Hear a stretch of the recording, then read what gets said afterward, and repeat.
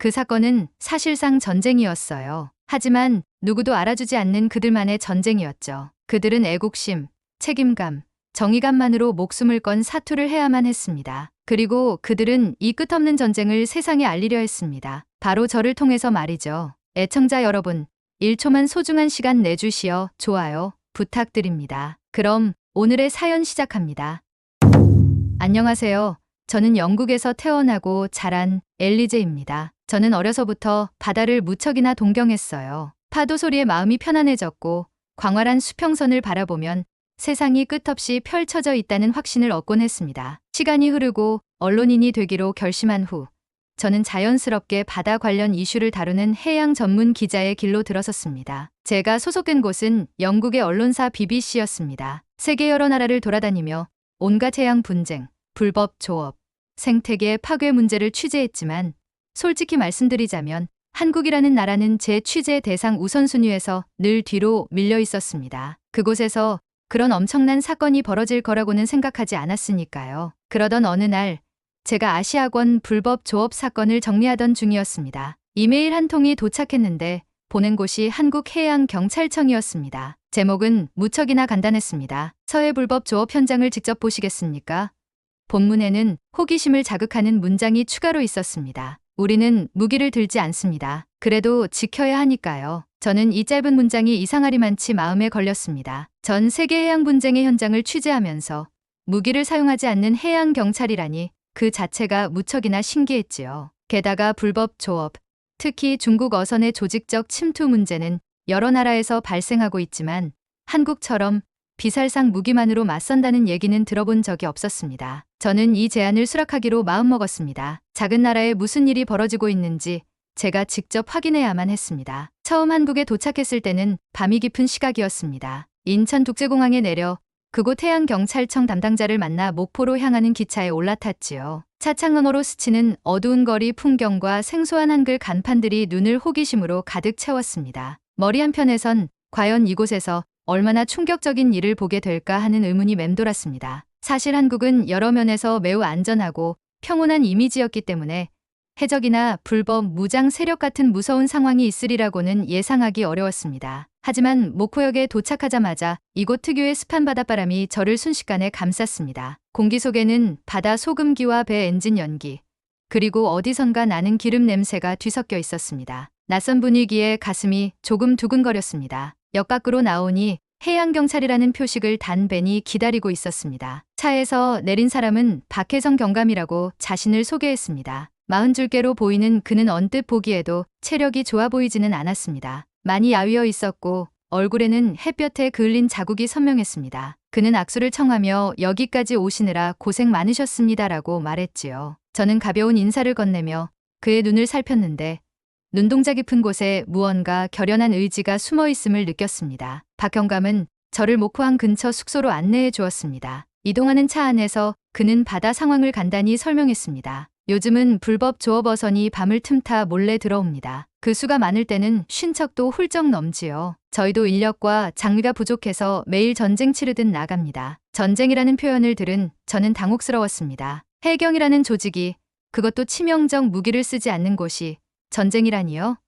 제가 되묻자그는 씁쓸하게 웃으며 대답했습니다. 저희는 살상 무기를 사용할 수 없습니다. 경찰이니까요. 국민 대신 맞는다는 각오로 나갈 뿐입니다. 그 말에 전 순간적으로 전율을 느꼈습니다. 그리고 동시에 엄청난 위기감이 엄습했습니다. 총 없이 쇠파이프나 사제 폭발물을 든 어선에 맞선다니. 그건 말 그대로 무모한 일 아닐까? 다음 날 새벽, 저는 한국해양경찰의 순찰선에 동행하기로 되어 있었습니다. 베테랑 특파원을 자처해 왔지만 솔직히 말해서 밤바다에서 어떤 일이 벌어질지 가늠하기가 어려워 두려움이 생겼습니다. 그럼에도 불구하고 저는 기자로서 현장을 직접 보겠다는 결심이 확고했습니다. 제가 머문 숙소는 바다와 가까워 창밖으로 순찰선의 불빛이 희미하게 보였습니다. 밤새 엔진 소리가 묵직하게 귓가를 맴돌았고 한숨도 제대로 잘 수 없었습니다. 새벽 2시 무렵에 해경대원들이 움직이기 시작했습니다. 저도 바쁜 분위기에 따라 서둘러 준비를 마쳤습니다. 경찰청에서 제공한 방호복을 챙겨 입고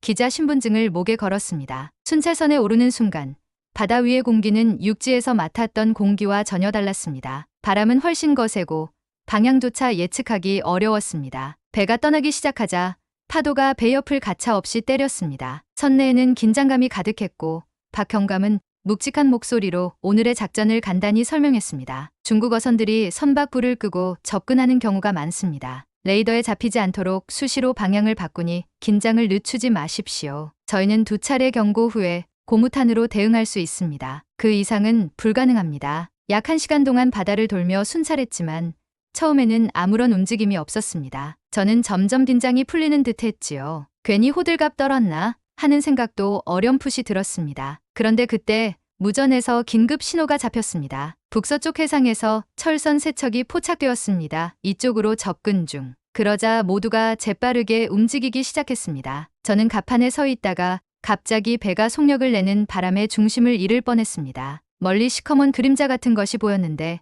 가까이 다가갈수록 그 형태가 더욱 뚜렷해졌습니다. 꽤 큰 철선이었고 선체에는 선명하게 빨간색 페인트가 칠해져 있었습니다. 해경 측은 확성기로 경고 방송을 보냈습니다. 여기는 대한민국 해양경찰입니다. 불법 조업을 중단하고 즉시 퇴거하십시오. 하지만 상대 어선에서는 대답이 없었습니다. 한참을 시도한 끝에 갑자기 그들이 강한 서치라이트를 켜고 우리 순찰선을 향해 조준했습니다. 눈이 부셔 순간적으로 아무것도 보이지 않았습니다. 그리고 이어진 것은 쇠파이프를 배 위에서 요란하게 두들기는 소리였습니다. 쾅쾅 울려 퍼지는 금속음이 어둠을 뚫고 커다랗게 울렸지요. 제 심장은 더욱 빠르게 뛰기 시작했습니다. 박형감이 고무탄 총을 든 대원들에게 지시했습니다. 아직 접근은 하지 마십시오. 경고를 다시 한번 보내겠습니다. 해경대원들은 다시 확성기로 즉시 퇴거하라라고 외쳤습니다. 그런데 이번에는 상대편 배에서 갑자기 커다란 둔탁한 물체가 우리 쪽으로 날아왔습니다. 먼지 식결하기도 전에 갑판 위에서 퍽 소리가 났고 한 대원이 신음소리를 냈습니다. 쇠로 된 파편 같은 것이 대원의 어깨를 스친 것이었습니다. 저는 그제야 실감했습니다. 이건 정말 위험한 상황이구나. 해경대원들은 즉시 대응 사격에 들어갔습니다. 고무탄이므로 실제로 상대를 치명적으로 해칠 수는 없었습니다. 그러나 적어도 경고 효과는 있습니다. 퍽퍽퍽 소리를 내며 고무탄이 상대 선체를 때리는 게 보였습니다. 하지만 중국 어선들은 물러서지 않았습니다. 오히려 배를 돌리더니 속력을 높여 우리 순찰선을 향해 돌진하는 듯했습니다. 순찰선에서는 사이렌 소리가 울려 퍼졌고 저는 겁에 질려 몸을 숙였습니다. 아찔한 충돌 직전에 우리 측 선장이 방향타를 재빠르게 꺾어 간신히 피했지요. 그러자 상대 측은 다시 배를 틀어 도주하기 시작했습니다. 박형감은 추격을 지시했습니다. 배 엔진 소리가 더 커지면서 파도가 거칠게 사방으로 일었습니다. 저는 한 손으로 난간을 붙잡고 흔들리는 배 위에 겨우 서 있었습니다. 그 순간 생각보다도 더 큰 스케일의 싸움이 벌어지고 있음을 깨달았지요. 해경대원들은 계속해서 무전을 통해 지금 저쪽에서 무언가를 준비 중인 것 같다는 정보를 주고받았습니다. 그들이 말하는 무언가가 사제 폭발물일 수도 있다는 생각에 등골이 서늘해졌습니다. 몇 분 뒤 결국 상대배는 완전히 도망쳐 버렸습니다. 해경 순찰선의 속도로는 철선을 따라잡기 어렵다는 사실을 모두가 알고 있었기 때문이지요. 추격은 허무하게 끝났습니다. 그날 새벽 숙소로 돌아온 저는 거의 탈진 상태였습니다. 현실감이 없었습니다. 분명 얼마 전까지만 해도 제가 평온하고 안전한 나라라고 생각했던 한국에서 불법 조업을 하는 중국 어선들과 이런 식의 위험천만한 추격전이 벌어지고 있다니요. 더구나 그 과정에서 해경대원들은 목숨을 걸고 있었습니다. 정말로 치명적인 무기를 사용하지 않고도 이 폭력적인 현장 한가운데로 뛰어들고 있었습니다. 대체 왜 이토록 위험을 무릅쓰는 걸까? 저로서는 이해하기 어려웠습니다. 다음 날 오후 저는 박형감과 다시 만나 더 자세한 이야기를 나눴습니다. 그는 이미 밤새 한숨도 못 자고 사무실에서 보고서를 작성한 뒤였습니다. 피로가 역력했지만 그의 눈은 여전히 흔들림 없이 단단했습니다. 왜 이렇게까지 하시는 겁니까? 치명적 무기를 쓰지 않는다면 대원들이 너무 위험하지 않나요? 제가 조심스럽게 물었습니다. 그러자 그는 조용히 그러나 단호하게 말했습니다. 물론 저희의 생명도 소중합니다. 하지만 총을 사용하면 사람이 죽습니다. 사람이 죽으면 바다가 전쟁터가 됩니다. 저희는 그걸 원치 않습니다. 저 바다는 우리 아이들 세대까지 이어져야 하는 생명의 터전입니다. 전쟁으로 피를 물들이고 싶지 않습니다. 그 말에 저는 말문이 막혔습니다. 바다를 생명의 터전으로 바라보는 시선이 저에게는 무척 낯설고도 새롭게 다가왔습니다. 며칠 뒤 저는 직접 한국의 섬마을 어민을 만나보았습니다. 목포에서 조금 떨어진 작은 섬이었는데 이미 고령화가 심각하여 젊은 사람을 찾아보기 어려웠습니다. 김범수라는 어민 어르신이 제 취재에 응해주셨지요. 그는 거친 손을 내보이며 한숨을 쉬었습니다. 중국 괴들이 그물을 다 찢고 훔쳐갑니다. 우리한테는 그거 한 번 망가지면 바로 생계가 위험해지는 건데 말입니다. 저는 조심스럽게 중국 어민들도 굉장히 힘든 상황이라고 들었습니다. 실제로 바다 자원이 줄어들어서 생계를 위해 먼 바다까지 나온다고 하더군요라고 말씀드렸습니다. 그러자 김범수 어르신은 잠시 침묵하다가 이렇게 답했습니다. 저도 그 사람들 사정 모르는 건 아닙니다. 그런데 그 사람들이 빼앗아 가면 우리도 굶어요. 결국 어부끼리는 같은 처지일 수도 있지만 이건 그냥 힘의 논리입니다. 싹 다 거둘 수 있는 쪽이 이기는 거죠. 섬을 둘러보니 곳곳에서 어획량 감소와 조업시설 파손으로 인해 어려움에 처한 흔적이 보였습니다. 젊은 층은 이미 육지로 이주해버렸고 남은 건 어르신들 뿐이었습니다. 바다가 고갈되면 우리는 아무것도 아닙니다. 더는 갈 곳도 할 일도 없어요. 한 어르신이 울적한 표정으로 말씀하시던 모습이 제 기억에 오래 남았습니다. 취재를 마치고 돌아오는 뱃길에서 저는 바다를 가만히 바라보았습니다. 경계선이 없는 물결, 저 너머에서 누군가는 살기 위해 이곳을 침범하고 또 누군가는 생계를 지키기 위해 그 침범을 막아야만 하는 현실이 안타까웠습니다. 하지만 그 안타까움도 잠시 저는 곧 또 다른 불법 조업 현장에 동행해야 했습니다. 이번에는 밤이 아니라 한낮이었는데 해경 측 정보에 따르면 대규모 어선들이 집단으로 접근 중이라는 소문이 돌았습니다. 10척, 20척이 아니라 50척 이상이 될 수도 있다는 얘기에 대원들은 바짝 긴장했습니다. 순찰선에 탑승하기 전에 저는 두꺼운 방호복을 다시 점검했습니다. 마치 전쟁터에 나가는 기분이 들었습니다. 하지만 총 한 자루 들지 않고 오로지 고무탄 총과 방호복, 그리고 쇠창살 같은 비살상 장구만 지닌 채 말입니다. 그날 바다는 비교적 잔잔한 편이었고 시야도 나쁘지 않았습니다. 그래서인지 중국 어선들의 배치가 육안으로도 보이기 시작했습니다. 그들은 서로 위성전화로 연락을 주고받는다는데 우리 순찰선 위치도 이미 파악했을 것입니다. 우선 해경은 여러 대의 순찰선을 동시에 출동시켰습니다. 각 배의 대원들은 서로 무전을 통해 지금 북동쪽에서 10여 척이 접근 중, 서쪽에서도 여러 척 포착 같은 정보를 주고받았습니다. 저는 가슴이 콩닥콩닥 뛰었고 머리카락이 곤두서는 기분이 들었습니다. 드디어 충돌이 시작된 것은 오후 늦게였습니다. 해경의 확성기 경보에도 불구하고 중국 어선들은 배를 둘러싸듯 배치하기 시작하더니 돌연 쇠파이프를 들어 흔들고 욕설을 퍼붓기 시작했습니다. 한꺼번에 몰려드니 순찰선이 뒤쪽으로 후진해야 할 정도였지요. 대원 몇 명은 후방갑판에서 고무탄 사격 자세를 취했지만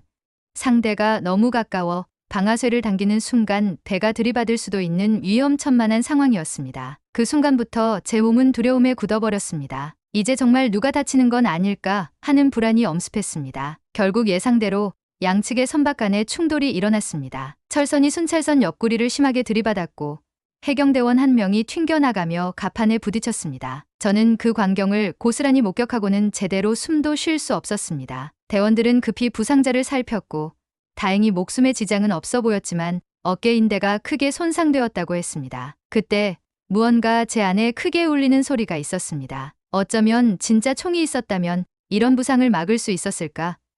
아니면 서로 총격전을 벌여 더 끔찍한 사태가 벌어졌을까? 머리가 복잡했습니다. 동시에 여태까지 제가 불법 조업 문제를 너무 단순하게만 생각했던 건 아닐까 반성하게 되었습니다. 그날 충돌은 아쉽게도, 아니 어쩌면 다행히도 중국 어선이 도주하는 것으로 끝났습니다. 피해 상황을 정리하느라 해경대원들은 온종일 진땀을 빼야 했습니다. 제가 부상당한 대원을 찾았을 때 그는 응급처치를 받고 통증에 신음하고 있었습니다. 그런데도 저를 보자 억지로 미소를 지으며 말했습니다. 괜찮습니다. 저희가 해야 할 일이니까요. 자신의 몸을 돌보기도 어려운 상황에서도 그가 저에게 내보인 태도는 의연함 그 자체였습니다. 그 모습을 보니 인터뷰를 하기가 미안할 정도로 마음이 무거워졌습니다. 다음 날 저는 해경 사무실에서 여러 대원들과 함께 조촐하게 식사를 할 기회가 있었습니다. 다들 녹초가 된 얼굴이었지만 조용히 웃어가며 서로를 격려하더군요. 그중 한 대원은 살상 무기가 있으면 쉽게 해결될 것 같아도 결국 그건 또 다른 복수를 부를 뿐이라고 말했습니다. 저는 그 말을 곱씹으면서 진정한 책임감이란 이런 것인가 하고 생각했습니다. 그들은 무력계응으로 사태를 키우지 않으려 하면서도 매일같이 자기 몸을 던져 바다를 지키고 있었으니까요. 얼마 후 저는 바다 근처 마을에 사는 가족을 취재하러 갔습니다. 부부는 한쪽은 해경대원으로 또 한쪽은 어민으로 살아가고 있었습니다. 그날 제가 찾았을 땐 아내가 부두에 서서 먼 바다를 바라보고 있었습니다. 남편은 출동 중이라 몇 시간째 연락이 안 된다고 했습니다. 늘 그렇지만 오늘따라 더 불안하네요. 밤에 나가면 돌아오기 전까지 잠을 잘 수가 없습니다. 제가 위로의 말을 건네자 그녀는 담담히 말했습니다. 그래도 어쩌겠어요. 누군가는 해야 하는 일이니까요. 저 바다가 우리 아이들이 살아갈 세상의 일부잖아요. 처음에는 뻔한 소리처럼 들렸습니다. 그러나 그녀의 흔들리는 목소리를 들으며 이건 단순히 직업정신만으로 설명할 수 없는 영역임을 직감했습니다. 취재가 길어지면서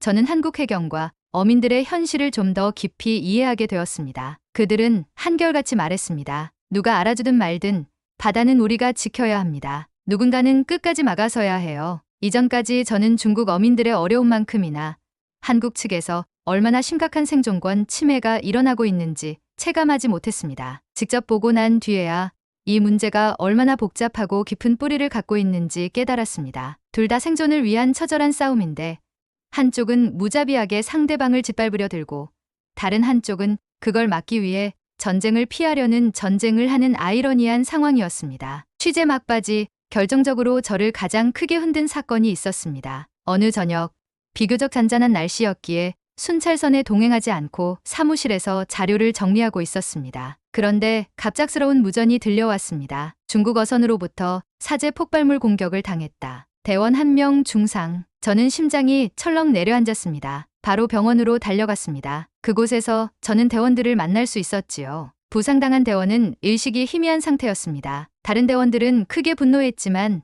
동시에 허탈해 보였습니다. 그래도 우리는 총을 쓸 수 없지요.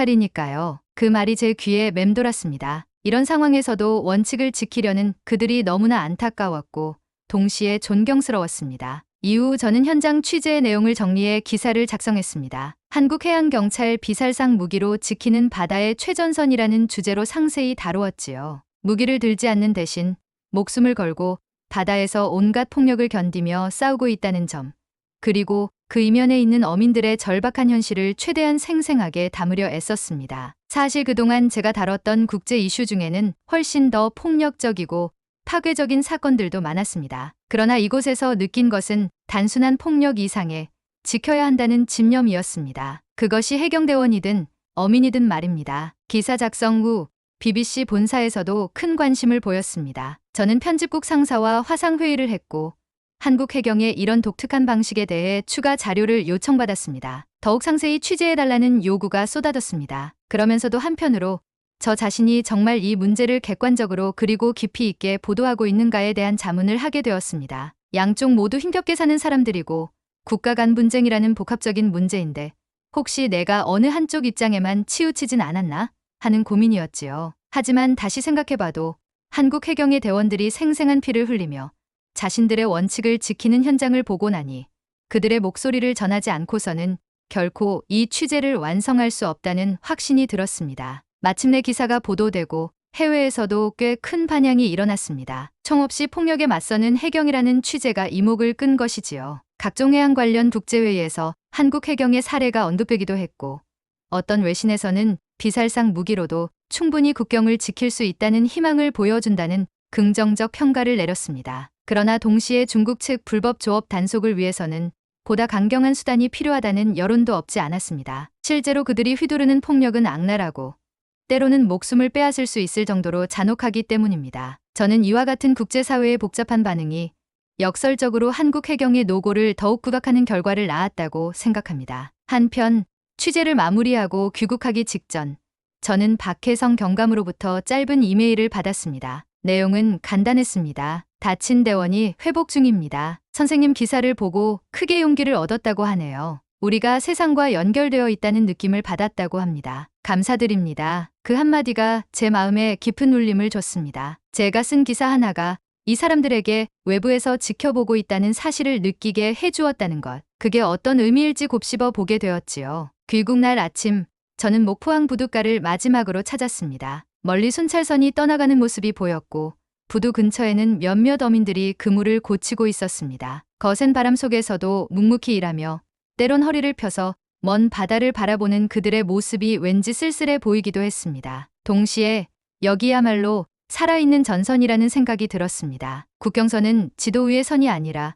이렇게 눈에 보이지 않는 바다 위에서 사람들의 삶 속에 존재하고 있다는 사실을 몸소 깨달았으니까요. 저는 그 자리에서 잠시 바다를 가만히 바라보며 생각에 잠겼습니다. 바다는 다 기억한다는 말을 몇 번이나 들었습니다. 누가 이 바다를 지키려고 했는지, 누가 불법적으로 등 뒤에서 훔쳐갔는지, 누가 끝까지 책임지려 했는지, 바다는 언젠가 그 답을 알고 있으리라 믿게 되었습니다. 비록 파도가 모든 발자국을 지워버리는 것 같아 보여도 그 안에 녹아있는 수많은 희생과 헌신은 결코 사라지지 않는다고 느꼈습니다. 이제 저는 영국으로 돌아가 이곳에서 본 광경과 느낀 감정을 좀 더 많은 이들에게 전할 예정입니다. 단순히 중국 불법 어선이 한국 해역을 침범했다는 사실만이 아니라 그 과정에서 일어나는 보이지 않는 희생과 눈물이 얼마나 뼈아픈 것인지 알리고 싶습니다. 특히 해양경찰이 경찰이라는 이름대로 범법자를 단속하면서도 살상 무기를 최소화하려고 하는 이유가 어떤 신념에서 비롯되었는지,